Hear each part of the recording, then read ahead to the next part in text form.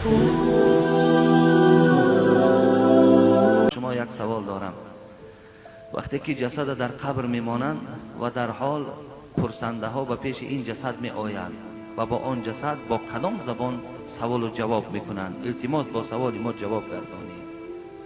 یعنی وقتی که پرسنده ها از جسدهایی که در قبر گذاشته می شود سوال میکنند من ربک و من نبیک و ما دینک، پروردگاری که تو کیست، پیغمبری تو کیست و دینی تو چیست. این با زبان عربی می شود و خداوند برای تمام بندگانش تلفظ کردن با زبان عربی را آسان می گرداند و مهیا می گرداند که هر کدام ما و شما آزاد زبان اونها را می فهمیم و با زبان همونها جواب اونها را می گردانیم. السلام علیکم بابای حاجی مرزا، با سوال من التماس جواب دهید که مادر من کسل قند و کسل دل و کسل فشار خون هست. برای آن مادر روزه داشتن ضرور است یا نه؟ و من گوید با احترام فیضا سفرعلی از قشلاق رحمان بیردی سری چشمه. ما گفتیم که این کو سه بیمار است بیچاره. اگر یکی از این بیماری ها را داشته باشد این مادر، برای این مادر تا تبابت کردن تا صحت یافتنش روزه را خوردنش برای این گناهی نیست. خب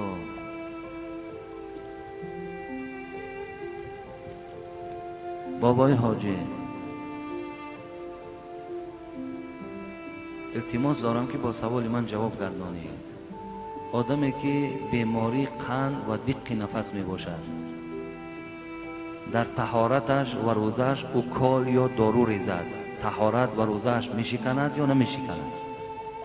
یعنی بیماری هایی که امروز هستند و وقتی که احتیاجی به اوکال می شوند، اوکال می گوییم ما شما، آیا روزه هاشون می شکند یا نمی شکند؟ همون فتاوای محمودی که من در آغاز برای شما نام او را گرفتم، در همین فتاوای محمودی هم آمده است که اوکال روزه را نمی شکند. فهمیدید؟ اوکال روزه را نمی شکند. فقط خدا رحمت کند امروز بعضی از پیشواهای ما و شما همون گلوکوز را میگد اگر در رگ گذرانند و قوت میبخشد همونش می شکند. دیگر اوکال هایی که برای شما میکنند وایش میگد روزه را نمی شکند. حتی همین فتاوای محمودی هم به همین چیز فتاوا دادگی هستند. برای همین دادرایی که امروز بسیارش دندان درد هستند، دندان میکنند، اوکال میکنند، دیگر احتیاط کنید که همون خونی که از دندان جدا میشد در حق تا نرود، انا همونش روزه را میشکند. خب کندنی او، اوکال کردنی او روزه های شما را نمیشکند.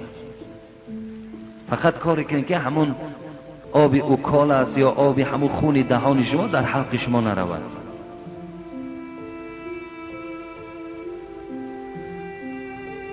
سوال از کوچه کیروف. السلام علیکم اکای حاجی مرزا، ما یکی از مخلصان اشدی شما می باشیم. ما از شما خواهش داریم که در همین روز جمعه سوال ما را جواب گردانید. در محله ما یک پیشوا هست، علم خوب دارد، در مسجد امر به معروف میکند، لکن زن و فرزندش در فرمانش نیست. با این خیل پیشوا چی گفتنی هستید؟ و سوال دیگر هم این است که با این زنهایی که شوهرانشان در روسیه کار میکنند پولهای روان کرده شده رو اسراف میکنند، با این اسراف کننده ها چی گفتنی دارید؟ این سوالی دویم شما جواب گفتیم که مادرای عزیز در حق شوهرهاتان چه در روسیه باشند چه در اینجا باشند رحم و انصاف کنید، احترام کنید، قدردانی کنید. انشاءالله شما فیض دنیا و آخرت نصیب می شوید. و شخصی که نماز مردم می خواند لیکن زن و فرزند او در اطاعت او نیست، از پس این گونه پیشوا نماز خواندن درست است یا نه؟ درست است برادر عزیز و گرامی. اگر پیشوایی باشد که همیشه کوشش کننده باشد که زن او، فرزندهای او اهل اسلام، اهل ایمان باشند، از احکام و ارکان دور نباشند، لیکن اونها به این پیشوا گوش ناندازند، اهمیت ندهند، از پس این گونه شخص ما نماز خوانیم باکی ندارد.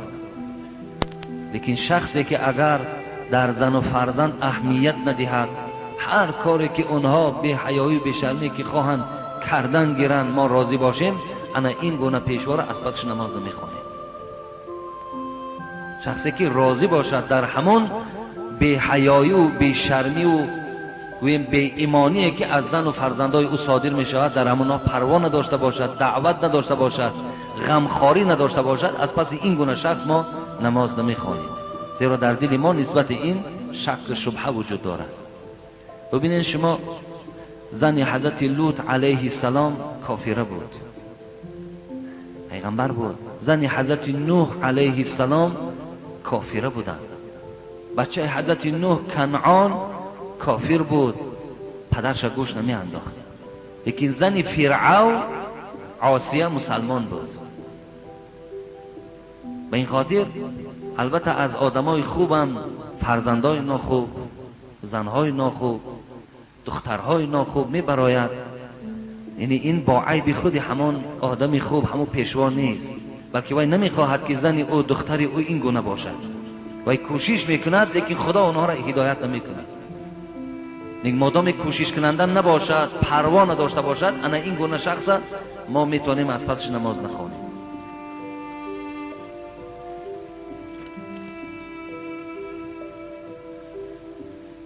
السلام علیکم اکای داملا حاجی مرزا، خداوند شما را سالهای دراز عمر دهد.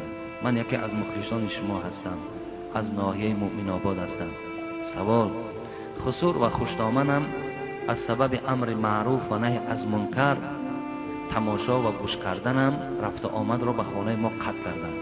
بابای حاجی، آیا ما هم رفت آمد را قطع کنیم؟ التماس بابای حاجی زودتر جواب گردانید، ضرور است. در آخر در حق ما دعای خیر کنید. خواهر کدام خواهر خیلی مسلمان بوده است که همیشه امر معروف نهی منکر گوش میکرده است، تماشا میکرده است. خسر و خوشدامنش از این عملی کلین بسیار ناراحت بودند، بسیار ناخوشنود بودند که مثلا کلین ما امر معروف گوش میکند، کلین ما امر معروف تماشا میکند. مقصد در جای اینها باید این رقص بازی را تماشا کند، باید فسق و فساد درآورد. واقعی چی مثال، این چی گپ است، این خیلی مسلمانیه که این امر معروف گوش میکند. مقصد این شاید خسر و خوشدامن همین باشد. و این خواهر از ما البته خواهش کردن که ما هم رفت آمد قطع کنیم. یعنی خدا رحمت کند حضرت سعدی را، او میگفت ادب از کی آموختی؟ میگفت از بی ادب. هرچی اونها بد کردن در چشم ما بد آمد، ما او را ترک ساختیم. مثلا این خسر و خوشدامن بی آدابی کردن، خب رفتار نادرست کردن، به خاطر که از این گونه کلین یا از این گونه فرزند شکرانه به سوی خدا بیارن که خداوند این خیل فرزند خوب برای ما نصیب کرده است که همیشه گوش کننده امر معروف و تماشا کننده نهی منکر است. شکرانه این بجا بیارن، باز چی هست؟ ناشکری را که در عوض این بجا آوردن، پس این یک بی آدابی و یک بد اخلاقی خود همون خسر و خوشدامن نشان میدهد. حبیب خدا در حدیث های مبارک میگوید لا تجعلوا بیوتکم مقابر. ببینین خیلی با اهمیت باشین، خانه هاتون به قبرستان مبدل نگردانید.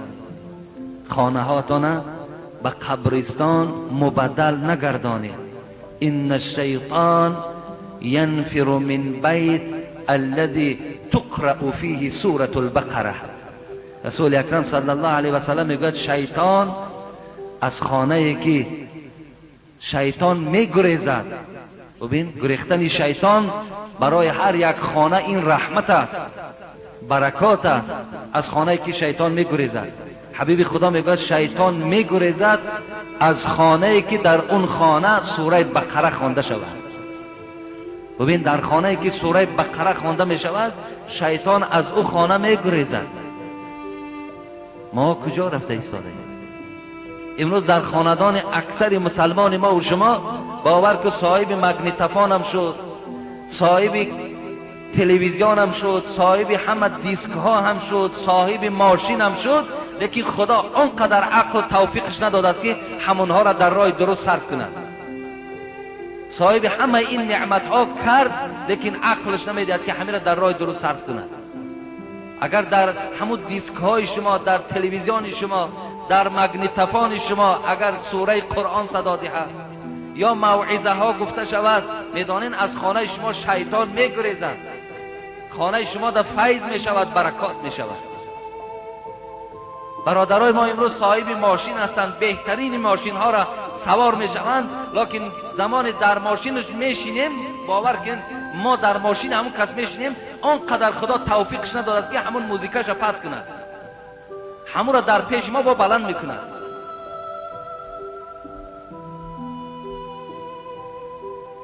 اگر جوان عزیز از نافهمی باشی توبه کن، خدا میبخشد. لیکن اگر قصدن همچنان رفتار کردن بگیری، به خدا قسم در زیر وعیدی که خداوند در قرآن ان السمع والبصر والفؤاد كل اولئک کان عنه مسئول. ببین چشمها، گوشها، هر یک اعضای تو مسئولیت دارن پیشگاه خدا. در با این گوش و با این چشم البته تو جواب میگویی.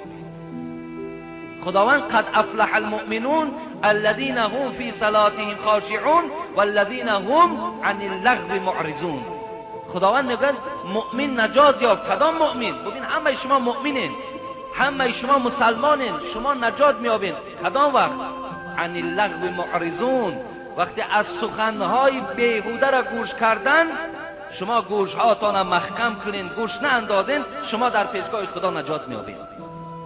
نام مؤمنی داری، مسلمانی داری و حتی در محله ها زندگی میکنین، باور کنین صدای همون موزیکش 10 خانه را فرا میگیرد، عیب نمیداند، شرم نمیداند.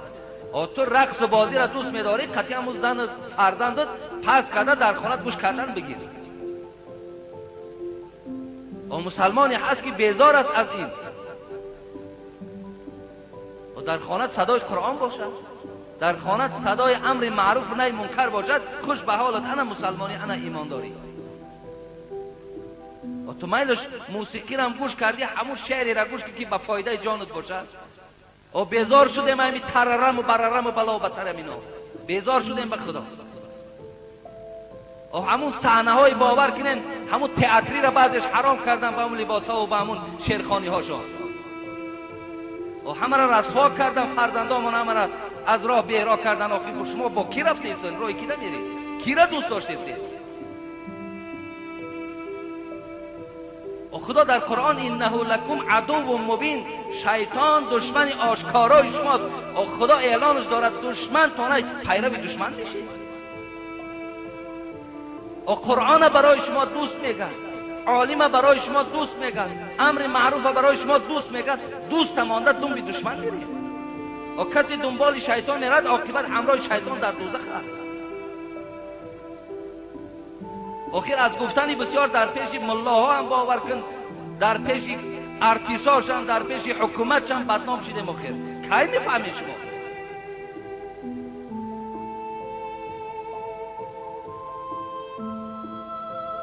بعضی رفیقای داشتیم حتی صاحب منصب شدن، سلام نمیکنن، قدیما نامت بد شده است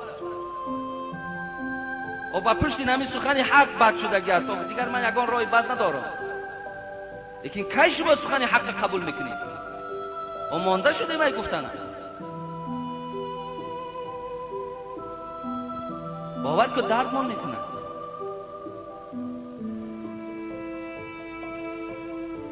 پنج وقت نماز داریم، نماز جماعت داریم، مولایم، حاجیم، شیخیم، صوفیم، توی ما شما را میبینن، باور کنین معصیت گناه را خنده میگیرن.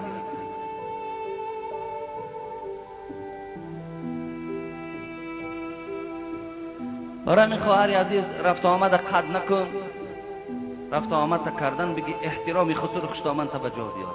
این از روی جهالت نافهمی بیچاره. انشاءالله روز از روزا خدا هدایتش میکنه. دعا کن که خدا هدایتش کنه، وای گمراه هست.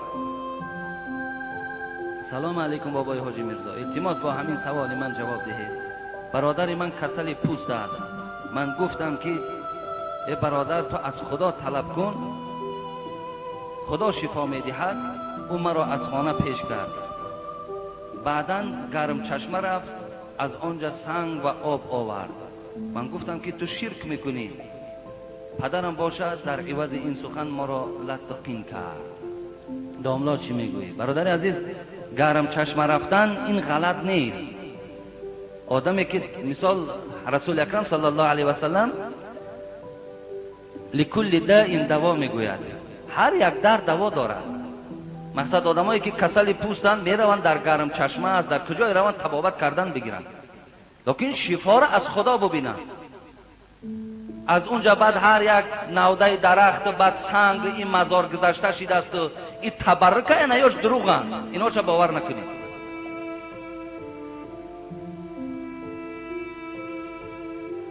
همه وقت شفا از خداست. خداوند شفا را میبخشد.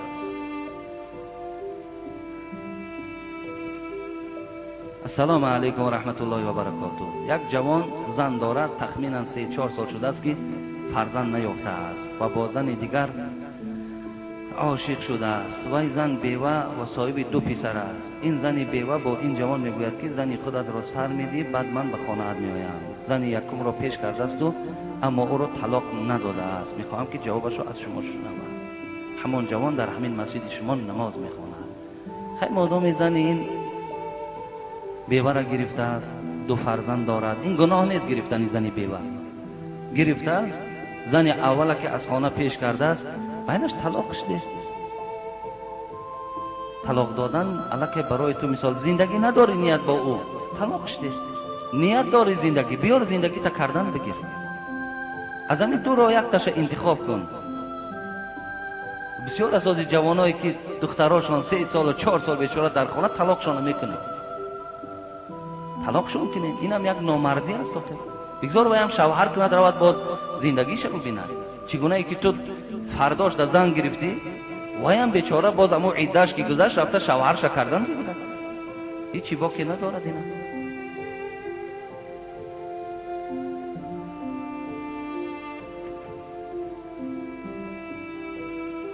السلام علیکم دولا. زن گرفتن فرض است یا سنت؟ اگر فرض باشد یا سنت دلیلش چیست؟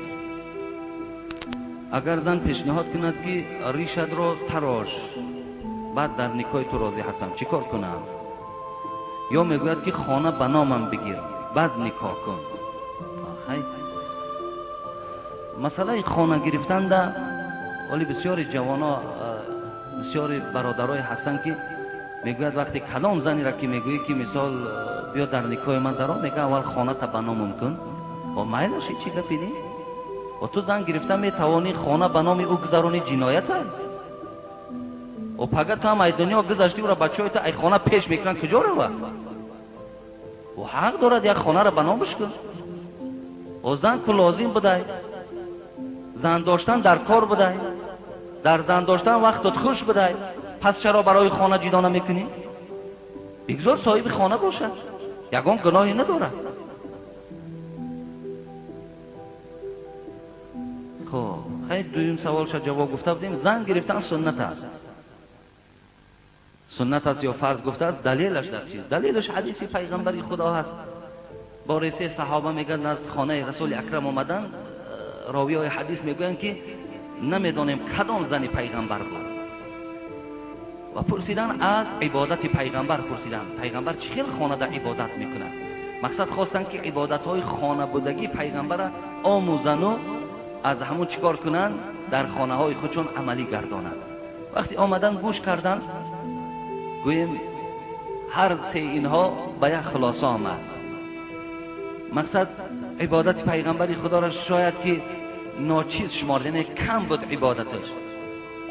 و با یک دیگر گفتن خیلی وای پیغمبر است، او را خدا اول و آخری گناهش بخشیده است. و یکی از اونها چی گفت؟ گفت من ابدی روزه میگیرم، هیچ وقت روزه من نمیشکایم.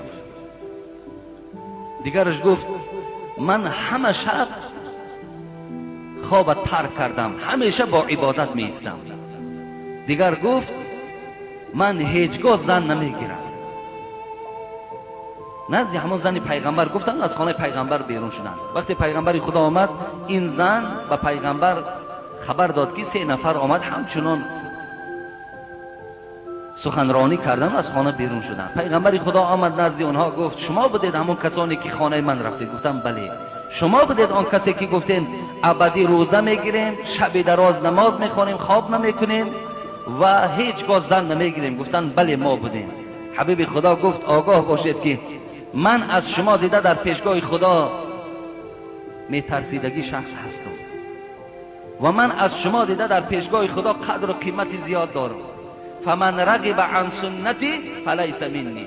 اگر شما از سنت من روی گردانید پس از من نیستید. شما گفتم مقصد منم پیغمبر هستم، روزه میگیرم، با روزه من میشکارم، خب شب نماز میخونم، شب دیگرش با خواب میکنم و زن میگیرم.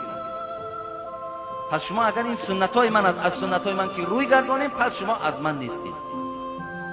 و این خاطر زن گرفتن این سنت است.